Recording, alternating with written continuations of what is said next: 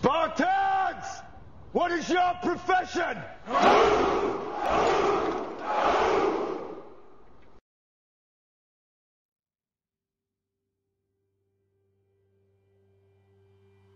Hello everyone, this is the Knight, the current guild leader of the European Team Arena PvP guild Zeus. I will be here explaining my very first how to play video, and I will discuss the Hambow, or the Hammer Longbow Warrior.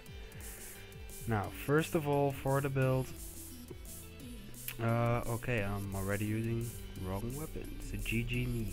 Okay, so you got the hammer, you got the bow. First of all, on the hammer you want to have a sigil of intelligence, you want to have a sigil of air for more burst, sigil of energy and sigil of battle on the longbow. The runes we will use will be the rune of strength, which is mostly used. The amulet will be the soldier amulet to have a bit bunkerish stats, but also have enough power to DPS some targets down.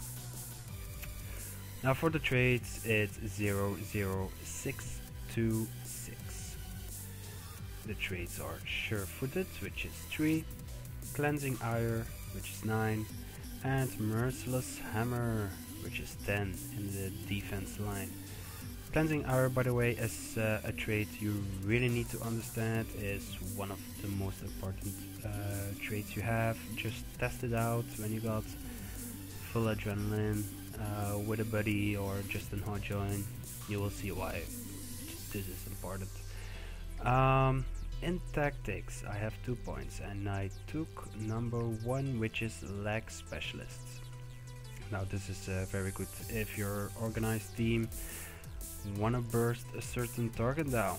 So if you target a certain someone and you tell them you wanna burst it down, well, an extra immobilize is always good to have. Now the 6 in discipline, it's 3, 5 and 11. Now 3 is very good as well, but only works if you're running the hammer. Vigorous focus is a very good trait, I believe, but most people tend to use the destruction of the empowerment. Now it's a personal choice, so you just decide it for yourself which one you want to use. And number 11 is burst mastery, so you don't need to spend your whole adrenaline bar for one single burst. You will always, or well, at least one time, 30% of your adrenaline bar left, so that's always good to have. Also the damage increased to 7%, so that's good for the earth shaker on your hammer, which is here. As you can see, the more adrenaline you got, the longer the stun you have. Very important. Also for the fire field, the more adrenaline you got, the bigger your fire field is going to be. So you just need to test it out. For the utilities, I suggest using the healing signet, of course, berserker stance, which grants immunity to all new incoming conditions. That doesn't mean it will remove your current conditions you already have. You need to cleanse it with cleansing ire by using your burst skill right here. If you got full adrenaline, if you got 3 conditions and you use your burst, they will be removed. Although for the hammer you really need to hit the target before it cleanses the conditions. That's something you really need to know. The second one is endure the pain. Yes, it's an extra stun breaker, but also gives immunity to normal damage, power damage. Last but not least is the balance stance and the normal utilities, which grants you 11 seconds of stability if you use the traits, which is sure-footed, increased stance duration by 25%, which is very good. It also grants you swiftness and of course vigor on all 3 of them because of the trait, and it's also a stun breaker. You don't want to waste your balance stance and your Endure the Pain. I would suggest using balanced stance at the start if you got CC'd, or if you need to stomp and your fellow guardian isn't in the neighborhood, or he wasted his stand your ground shout, which gives stability. You can use it for your own. I would suggest using Endure the Pain when you got CC'd, when you're below 30% HP. Don't use Endure the Pain right at the start, because that means you're just throwing all the cards you have onto the table. So you really want to keep those two. It's a good thing to start with the Berserker stance if you know the certain target will apply conditions on you, like Spirit Ranger, or the Dodgy Ranger, the Beast Mastery, or the Condi Angie, the Condi Necro, or a Hambow. Mostly Hambows will start using their bows, so you won't get immobilized, you won't get blinded, you won't get burned by the burst. So starting off with Berserker stance is pretty good, but you do have to know it's a 1 minute cooldown. So after that it's up to your guard to cleanse your conditions and up to your burst skills. Now for the gameplay I will switch over to the next video, which is a footage I took in solo queue just today, and I will explain you right there what to do and what not to do, what's important, what's your role inside the TPVP, and especially your longbow and hammer rotations.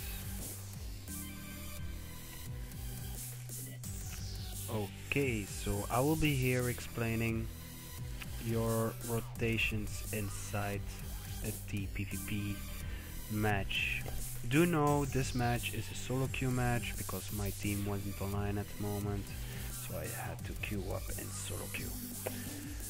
First of all, you need to know in the solo queue match things are different. I mean, the communication is lacking since you're playing with people you mostly don't know. As you can see in the team chat, I'm asking what build the ranger is using, but he doesn't respond. But okay, so what do you need to know inside a TPVP match? First thing you need to know is when you're pressing B, you can see the enemies, what classes they're gonna use, like you can see now. Also what classes which you're gonna have inside your team. Also clicking on your targets and check what syniates they're using and stuff like that, and based on that little information you can already know what kind of build he's running. So like you just saw, I was looking at the Necro and he was using Signet of Spite, so I know he's a conditioned Necro. Always before the match starts, make sure you still got the right build, so always check it out. Press PvP build just when you enter. Normally I just did it too late in the video, but try to do it as fast as possible. Okay, so in the video I'm gonna start right now. Since I didn't really knew what build the ranger was using, I assumed he was a beast mastery, so he actually should have gone too close inside the PvP match. And what you really need to avoid is having your support guardian at the moment capping close alone. But anyway, let's start off here. So like you can see, you put a target on someone which you find important at first. You can always adjust it later, since you're the melee class, you and the guardian are supposed to make targets. As you also can see, when I'm using my longbow, I will mostly use my fire field. Like you can see now, well, I got interrupted, doesn't matter. Fire field, and then I use my bow tree in it, and then my hammer stun. Why? Because the fire field is, like it says, fire field, and your longbow tree is a blasting skill. So that grants you 3 stacks of might, which complement your runes you're using, which is strength runes. But doing another Earthshaker out from the fire field, it also grants you another 3 stacks of might, so it's an easy 6 stacks of might here. Now as you can see in the video, because we have lack of communication, this ranger right here was a bit confused and didn't really know what to do, so I was going into rally hoping to finish off the NG, which was too late because I'm still in vengeance, so I will die nevertheless, and like you can see right here. So communication mostly is very important. You always need to call out your stomps if you can save stomp, which means you got stability, or the downed target is perma blinded like a blinding field from a thief. You need to call it out so the others won't try to stomp, and meanwhile the others need to keep pressuring. So as a Hambow warrior, mostly your role will be between close and mid. You don't go far unless it's a free cap and unless you're a thief. Mostly thieves are assigned to far to check if it's free cap. Now the most important thing you need to do inside the TPVP, and it's really important, is to count the heads. By that I mean counting your enemies. Like right here you see there's one turret NG, a decap NG, actually the newer one. You see on the map there is no blue sign yet of another enemy. There we go, a warrior coming to mid. So you want to rotate between close and mid, mostly as a Hambow warrior. Also, as you can see on the map right now, you see someone is in battle. It's our thief right there. That's what you really want to avoid as well. You don't want to have your thief wasting his life. There are 2 enemies right there on the far point, and he's trying to cap it. Well, it won't work. He will just die right away.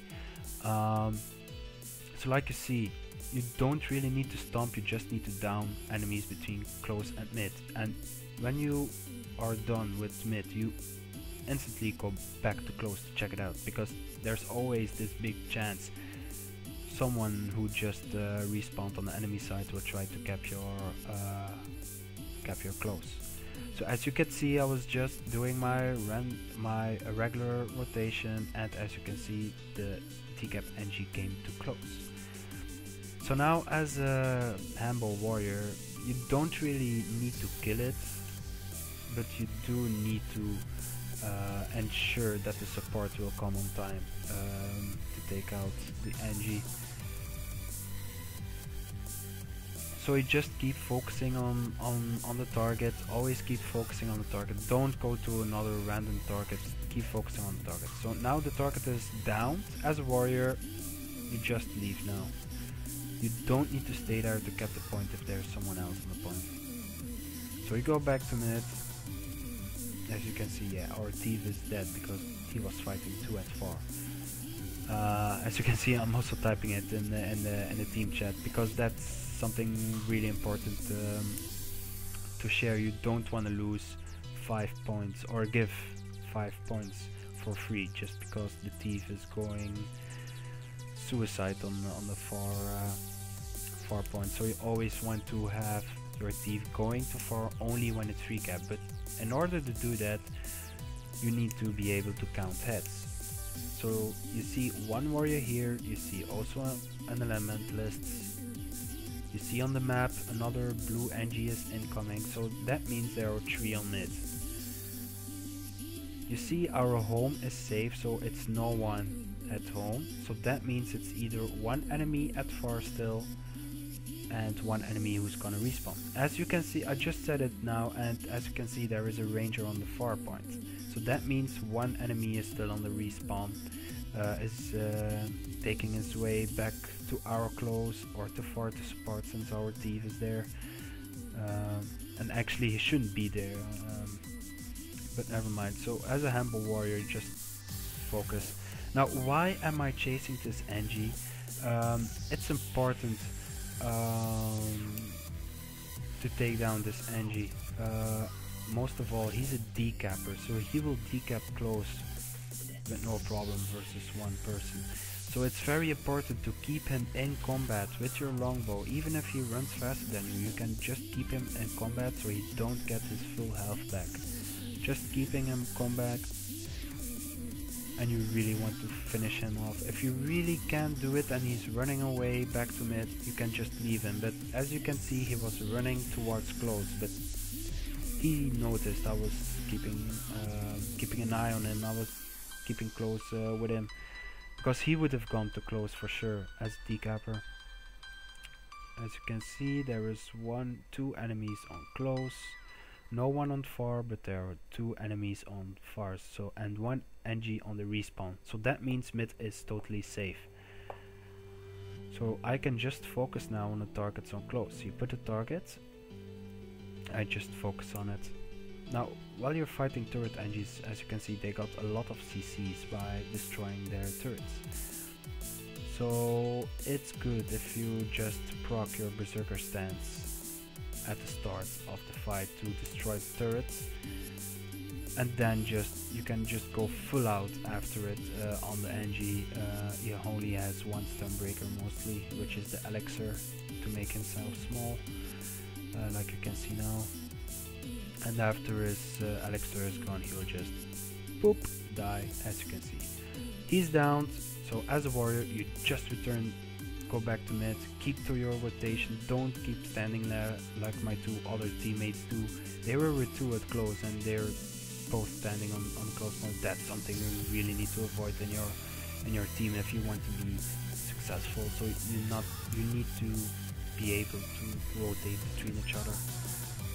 Also, as an important notice, let's say your support guard is on mid and you're on close and the team fight is on far.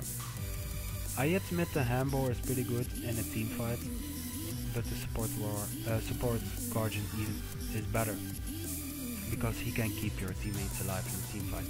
So what you rather do, instead of standing there on close and while the team fight is going on far, knowing that the enemy will keep respawning, is that you go to mid and you just stand on mid instead of the guardian. So you just tell your guardian to move too far and you will stay guarding mid. And you also have a very nice view, so you can see if anyone is crossing too close. If so, you can just move back to close. You have enough mobility, you have enough swiftness. So yeah, that's about it. I hope you guys enjoyed my video. If you got any questions, just comment here and I will answer to you. Goodbye all.